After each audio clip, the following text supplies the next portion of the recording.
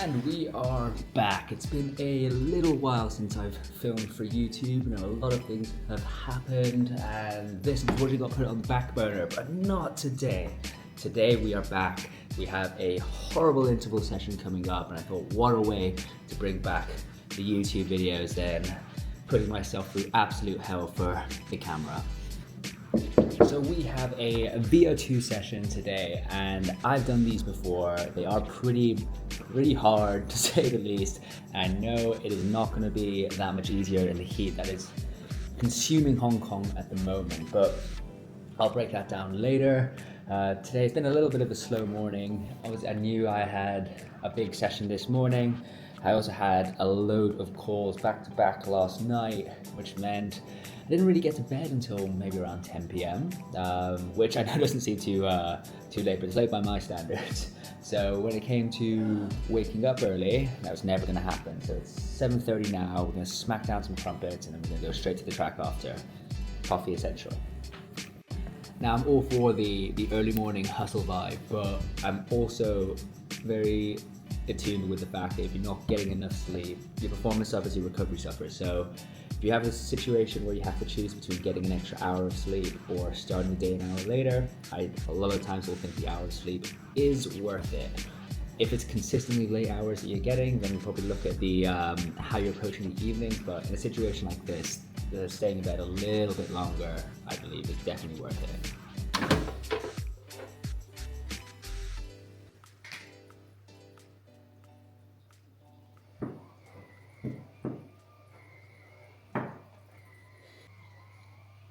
And you just know if I have a tough session on the cards, we're going to be smacking down the crumpets before.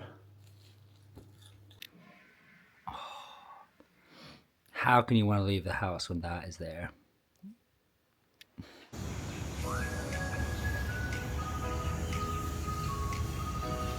So what we're doing here, we're going VO2 max interval. So these are essentially pushing that speed on an aerobic interval. So we're going to be going just a bit faster than a 5K pace. It'll be around 325-ish. My 5K right now is a 331 split. So we're going to hit that 325. We're going to hold that for 4 minutes. So it should hopefully be around 1.1, 1.2K. And then we get 4 minutes rest. So we get a pretty full recovery there. So 1-to-1 work rest. So we're going to push the boat out pretty far. And when doing things like intervals, that's how you dictate how long you should be resting. It's always going to be how hard the interval actually is. So if I'm going pretty full steam ahead for a 1.2K interval, then yes, I'm going to need a little bit of decent time so I can sustain that output all the way through. AKA, this is going to be pretty rank.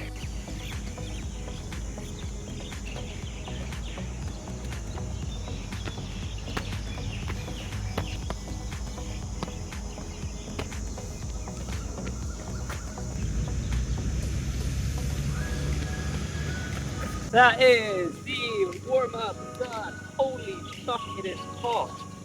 About 2 minutes now just to let things cool down before we go into the first rep.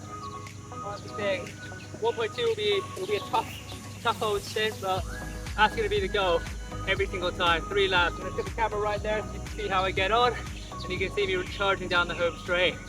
Let's fucking go. A little bit nervous, I'm not gonna lie, but you know, this is a nice way to see where the fitness is truly at. So I'm excited for it at the same time. Ah!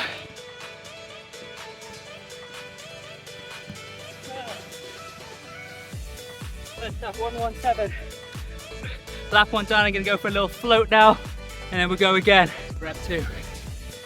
Let's go.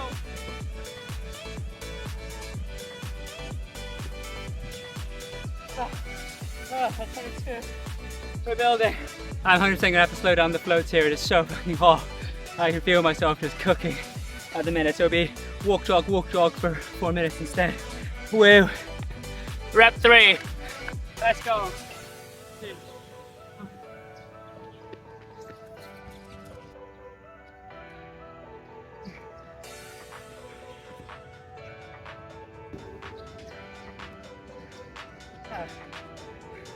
Let me do a flood this rep.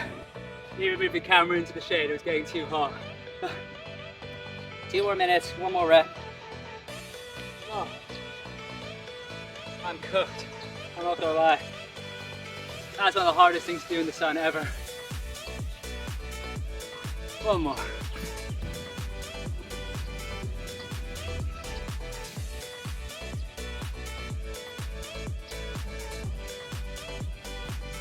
That's this. That was hard. Holy hecka. Debrief coming soon. That was a hard one. I'm just doing my little cool down now, letting my body just recuperate after all that. Honestly, 4 minutes max effort. Let me just take these. It's horrible. Like, you're pushing those limits in the sun. The floats just disappeared straight away. I don't even think I did one of them properly to pace targets. It was just a little bit too hot even to try and sustain pace. But yeah, that's how you adapt to the heat. But I think it's good to see where we're at. For the most part, held 118, 117, and it was 117, 118, 116, and then I think 114 at the end. So a little bit of a drop off, but hey, first time doing that in a while. I know I can get the 1.2 soon. Give me a couple weeks and some cooler weather in Oz. And even there, sometimes cool downs just aren't even worth running. Like, I was holding a 6 minute there. My heart rate was already in the 170. So, you know, that's all about listening to your body, right? There's time to push, there's time to pull back, and pushing pace a little bit more on a cool down. And the whole idea of that to let the heart rate come down, yeah, that's not smart. I've done it before. You don't get much out of it, to be honest. So instead, we'll just walk nicely and slowly back to the phone, back to the water bottle, cool off a little bit, and then start the day. I'll do a full debrief with the splits and everything in 3, 2, 1. So now we've had a bit of time to digest that session as a whole. We can rest. You know, the legs are actually not feeling too bad. The body's feeling okay after all the heat as well. I'm just looking at the splits now. I'm just going to pop them up right here. And all in all, I'm actually pretty happy with how this session went. The goal was to hit between 328 and 332 per kilometer, and I was hitting 325, 324, 326, and 330. So 3 reps slightly higher than target, or faster than target, and 1 rep directly in target, which I will definitely take in the heat that I just went through. The goal will still be to hit 1.2 Ks in terms of those splits. I have done this session before and I have hit those paces in the past, so I know deep down in my head that I can do it. Am I going to wait till I am in Australia, which is coming up, where it's a little bit cooler to do so? 100%. But we will dream, and we will maybe hit it in the heat as well. The reason we do sessions like this is to raise our VO2 max. Look at the VO2 max as our ceiling. The higher that is, the easier it's going to be for us to run faster paces underneath that. That includes things like your threshold, both LT1 and LT2. Right? I know there's too much jargon there, but just look at it as like, the faster the top speed, the easier it is to run sub-max speeds for longer periods of time. If you look at it as a pyramid, we're going to raise the roof, and therefore everything underneath becomes a lot easier. Now, you can't work on this unless you have a solid foundation first. Imagine if you just raise the ceiling with nothing underneath, it becomes like a wobbly tower, not towel, and eventually it will crash. So essentially, you want to make sure you're focusing on not only building the base, but raising the roof as well, and that is how you become a faster all-round runner. I'll catch you in the next one.